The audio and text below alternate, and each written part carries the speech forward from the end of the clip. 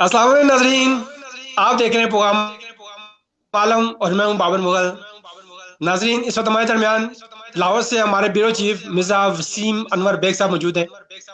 बहुत ही खूबसूरत शख्सियत हैं, उनहार शख्सियत हैं और हालात हाजरा पर बहुत ही गिरप रखते हैं। तो आए इनसे आज बात करेंगे हम लोगों के हकूक़ के हवाले से, लोगों की बुनियादी ज़िंदगी ज़रूरियाती ज़िंदगी के हवाले से कि वो क्या कहते हैं इस हवाले से। अस्सलाम वालेकुम मिर्जा साहब।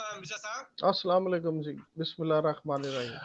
मिर्जा साहब, आप बहुत ही ज़िरक इंसान है और हालात हाजरा पे आपकी गिरफ्त पे है, और ये आप फरमाएं कि आज महंगाई, बेरोजगारी, लाकानूनियत का राज है। एक आम शहरी से लेकर ख्वास तक हर तबका मुतासर है। आज हम अपनी बात करेंगे। साफी बरादरी भी सरापा एहतजाज है, ताजा तबका सरापा एहतजाज है, गर्ज जिंदगी का हर फर्द चीख पड़ा है। लेकिन हुकूमत पर जूं तक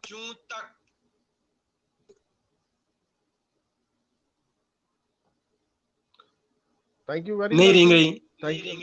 thank you thank you very much for your kind words. बात यह है जी कि हुकूमत है कहाँ पे? कहीं आपको पिछले 2-2.5 साल में हुकूमत नजर आई है? सबसे बुनियादी सवाल यह है कि मुझे तो पाकिस्तान में कोई हुकूमत नजर नहीं आ रही। और हालांकि कल जो एक छोटा सारा फैसला आया है, जो कि बड़ा एक लैंडमार्क डिसीजन मैं उसे कहूँगा, पाकिस्तान की जुडिशरी में, जो जस्टिस फायज ईसा साहब का सदारती रेफरेंस था, जिसमें सदर मुमलिक, कोई सिविलाइज्ड मुल्क होता है ना, तो सदर मुमलिक उसी वक्त चला जाता। आपको मैं रिसेंट हिस्ट्री में एक एग्जांपल दूंगा।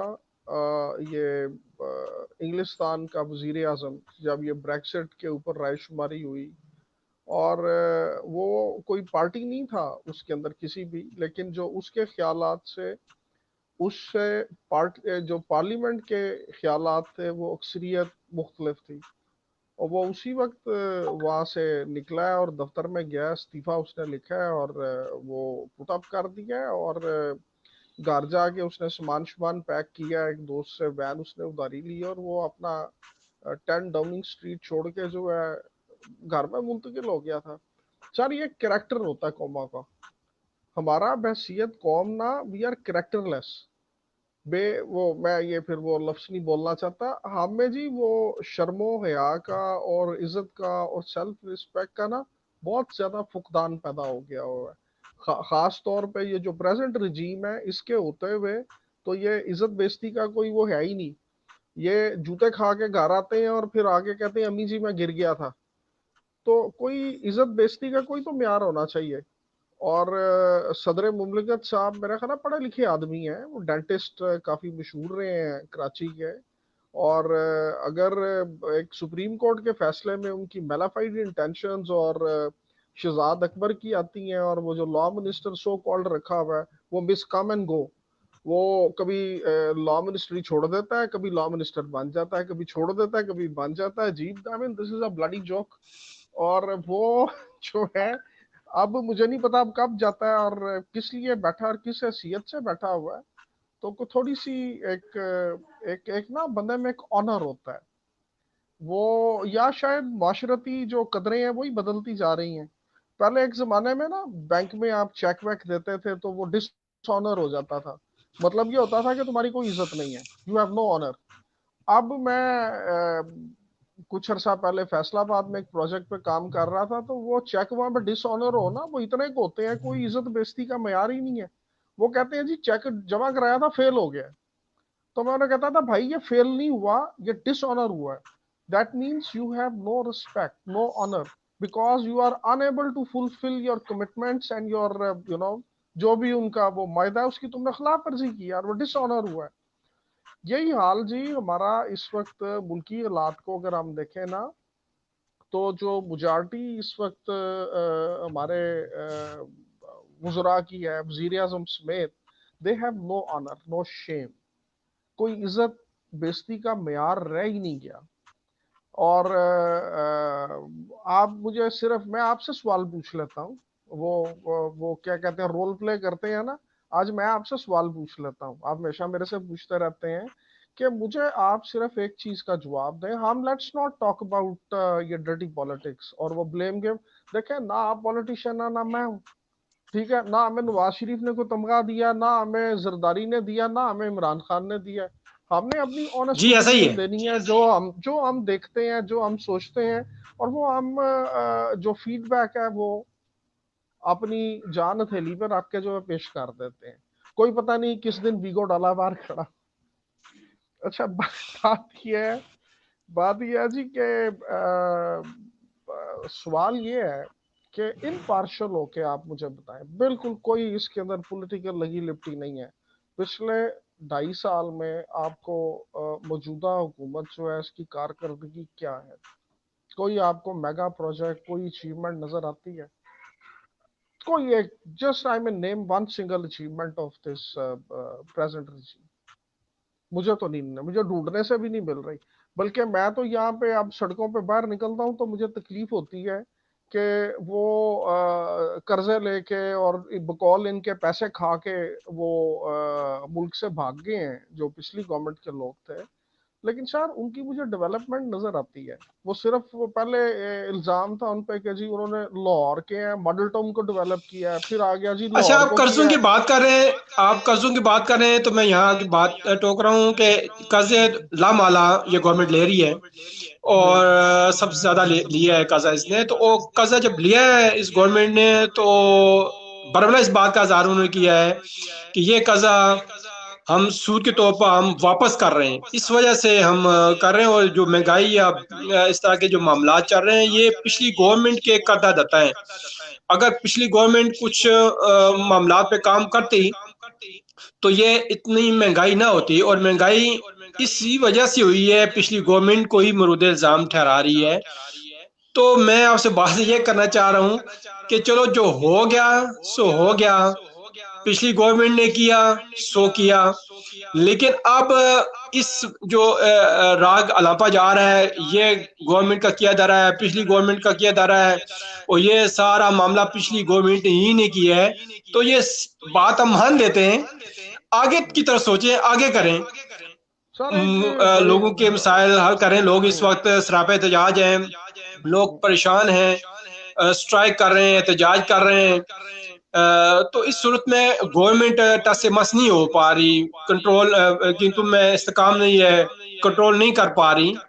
तो ये क्यों ऐसा करने पर मजबूर है, क्यों नहीं टस से मस नहीं हो रही, इसकी क्या वजूहत है? सारा का सारा मलबा ये पिछली हुकूमतों पर ही डाल रहे हैं। सब इल्जामात पिछली गवर्नमेंट को ही मुल्ज़िम इल्जाम ठहरा रहे हैं। तो ये क्या बनेगा, कहाँ कब तक ये जो चौंचलापन है ये सिलसिला चलता रहेगा? आप क्या कहते हैं?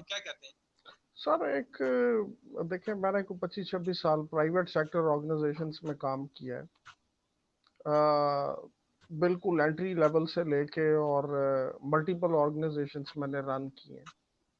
पाकिस्तान में भी की हैं, पाकिस्तान के बाहर भी की हैं।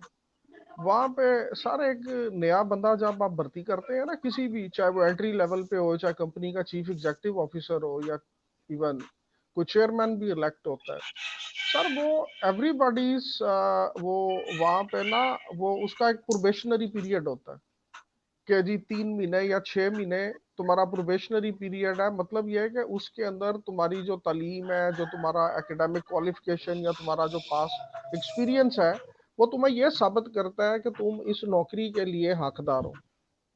ठीक है, तुम्हें नौकरी दे दी गई है। फिर उसके बाद उसको एक पीरियड दिया जाता है कि भाई तमाम तर इख्तियारात दे के और बड़ी उसकी खातर तवाज़ो की जाती है, उसकी गाड़ियां भी बदलते हैं, दफ्तर भी रेनोवेट करते हैं, तनख्वाह शनख्वाह भी उसकी काफ़ी सारी होती है। तो वो प्रोबेशनरी पीरियड में प्रैक्टिकली उसकी कारकर्दगी देखते हैं। और पहले अपना 2 4 6 हफ्ते में ना उस शख्स का पता लग जाता है कि उसकी पॉलिसीज क्या है और वो किस डायरेक्शन में लेके जा रहा है इस कंपनी को। और जो एक्सपर्ट्स होते हैं ना, वो बैठ के उसके वो मॉनिटर कर रहे होते हैं उसकी कारकर्दगी को। वो इंतजामिया भी कर रही होती है, मालकान भी कर रहे होते हैं, स्टेक होल्डर भी कर रहे होते हैं कि नई चीजें क्या ये इंट्रोड्यूस करा रहा है जिनसे हमारी कंपनी अगर खसारे में है तो वो मुनाफा बख्श होगी, मुनाफे में है तो वो मुनाफा आप इंश्योर करके फिर आगे आप बढ़ते हैं कि जी इसके अंदर आप बढ़ोतरी किस तरह पैदा करेंगे। अच्छा, अब ये ब्लेम करना जी पिछली गवर्नमेंट चोर थी, पिछली गवर्नमेंट जो है वो पैसे खा गई, वो बेड़ा गर्क कर गई लोगों का, मान लिया। आप जब उस इदारे का आपने चार्ज लिया और आपने अपनी मर्जी की टीम जो है वो बिल्ड कर ली, तो फिर sir you have no right to blame past. आपने उसे जब ओथ लिया, आपने उसे एक्सेप्ट किया, आपने तमाम तर खूबियों और खामियों के साथ उसको एक्सेप्ट किया है कि उसकी खामियां भी आपको पता है और उसकी खूबियां भी आपको पता है। खूबियां तो आप जी एक्नॉलेज जी करेंगे नहीं क्योंकि आपका दिल इतना बड़ा नहीं है, ठीक है। आप जाहिर है उसके अंदर कीड़े निकालेंगे, और वो कीड़े आपने इतने के पहले निकाल लिए हैं कि आप अब ये नहीं कह सकते कि आपको पता नहीं था वो चार्ज लेने से पहले। जब पता था तो डे वन से आपने उसकी काउंटर पॉलिसी क्या बनाई। सर सिर्फ ये कह देना काफी नहीं होता एक इदारे के जो सरबराह को कि पिछला जो है बद इंतजामी की वजह से ये खराबी हुई है। आप मुझे फर्ज करें एक सिक यूनिट आप मुझे दे देते हैं, ठीक है, और मैं अगर उसका कंट्रोल लेता हूं और मैं एक्सेप्ट करता हूं कि मैं उसको रिवाइव कर सकता हूं, तो सर मैं कभी पिछली कीड़े नहीं निकालूंगा क्योंकि मेरे पास वक्त ही नहीं है वो निकालने का। मैं पहले उसको निकालूंगा कि खसारे में से मैं निकालूं, और जो उसके अंदर मजीद पंप हो रहा है पैसा वो मैं बंद करूं, ठीक है। चाहे मुझे मुनाफा नहीं हो रहा, मैं उसको पहले रोकूंगा कि उसको हम इकोनॉमिक्स में कहते हैं in order to maximize profitability, first we will have to cut down the losses। अब लॉसेस कट डाउन करके फिर आप अगला स्टेप लेते हैं कि पॉलिसीज कैसे चल रही हैं। अब इनके पास 5 साल थे मेरे हिसाब से एज अ प्रोफेशनल, ठीक है, नॉट एज अ सहाफी, एज अ बिजनेस प्रोफेशनल और as a student of marketing management and project management, मुझे ये पता है कि जी पाकिस्तान में अगर मुझे हुकूमत दी जाए तो मैंने 5 सालों के अंदर किस तरह प्लान करना है। मैंने शॉर्ट टर्म प्लान करना है, मैंने मीडियम टर्म करना है, मैंने लॉन्ग टर्म करना है, ठीक है। फिर मेरी स्ट्रेंथ्स क्या है, मेरी वीकनेसेस क्या है। सबसे पहले मैं अपने खसारे को कंट्रोल करने की कोशिश करूंगा, ठीक है, और उसके बाद मैं देखूंगा कि इसको मैंने आगे कैसे बढ़ा के वो बेहतरी की तरफ लेके जाना है। सिंपल है कि पहले साल में आप देखें कि शॉर्ट टर्म पॉलिसीज क्या है, अगले 2 साल में आप मिड टर्म पॉलिसी एग्जीक्यूट करें, और अगले जो 2 साल आपको मिलते हैं वो आप तरक्की करें, और ताकि आपको अवाम मुंतखब अगले साल अगली टर्म के लिए भी मुंतखब करने का सोचे। तो मुझे तो सर इनकी शॉर्ट टर्म पॉलिसी कोई नहीं थी। वो पहले आने से पहले बड़े वो दावे थे जी 200 बंदों की टीम है और हम ये कर देंगे और 200 बिलियन डॉलर लेके आएंगे अगले दिन, और उससे अगले दिन जो है 100 बिलियन डॉलर मुंह पे मार के फर्क कर देंगे। सर मैं बड़ा खुश हो गया, मैं कहा यार ये तो पाकिस्तान कर्जों से निकल जाए तो सबसे बड़ी लानत आई है। फिर आगे तरक्की भी इन्होंने बड़े बड़े मंसूबे किए थे, लेकिन सर सारे जुबानी जमा खर्च थे। आज वो हालत है कि जिन चीजों में हम स्ट्रांग थे, ठीक है, हम उनमें बड़े पीछे चले गए हैं। हम गंदम जो है अपने किसान को हम 1500 रुपए देने पे तैयार नहीं है, और बाहर से हम 2530 रुपए पे गंदम मंगा रहे हैं घटिया क्वालिटी की, ठीक है। हम 55 रुपए जब चीनी की कीमत थी हम कहते थे नवाज शरीफ करप्ट है, उसके इंडिया में बिजनेस इंटरेस्ट है, वो वहां से इंपोर्ट करता है, वो फलाने का वो रिश्तेदार है, वो जो है वो इंडियन प्राइम मिनिस्टर हेलीकॉप्टर में दबड़ दबड़ करता है, उसके घर के अंदर उतर जाता है। सर आज हम 110 120 रुपए चीनी ले रहे हैं। वही मुल्क है, वही किसान है, वही सारा कुछ है, ठीक है। सर ये अब गंदम की काश्त शुरू हो गई है। अब इसमें जो आपका सेक्रेटरी एग्रीकल्चर है और सेक्रेटरी जो ये खुराक है, उनको एग्जैक्टली exactly पता होता है, वो वर्किंग कर चुके होते हैं कि हमारी अगले जो है ये गंदम हमें कितनी पैदा करनी है, और हमें इसकी कितनी ज़रूरत है, और उसके लिए कितनी ज़मीन चाहिए, कितना पानी चाहिए, कितनी खाद चाहिए, कितनी मैन पावर चाहिए। ये इन वो मैं फिर कुछ कहने लगा था, इन सब को वो पहले से कैलकुलेट कर लेना चाहिए। ये उसी सूरत में होता है जब दो चीजें मैनेजमेंट में बहुत जरूरी होती हैं, right person for right job. अब जब सिलेक्शन ही गलत होगी, सिलेक्शन ही वो जादू टूने और फलों की बेस पे होगी, और जिनों को वो गोश्त खिला के होगी, तो सर फिर आपको काबिल बंदे कहाँ से मिलेंगे। वो तो एक जुआ है। वो स्टैटिस्टिक्स में हम वो पढ़ते हैं ना जी, प्रोबेबिलिटी एनालिसिस। तो वो उसके अंदर जो सारों से बड़ा वो अपना उसके अंदर होता है, वो होता है कॉइन। 50-50 है, कॉइन चलो हाँ या ना में। सर इनकी पॉलिसी देखें, जब पंजाब में आपने 5 या 6 जो है वो 2 साल में आईजी बदल दी है, तो वो आपको क्या यहाँ पे जो है वो पॉलिसी देंगे कि जी लॉ एंड ऑर्डर जो है वो किस तरह कायम करना है।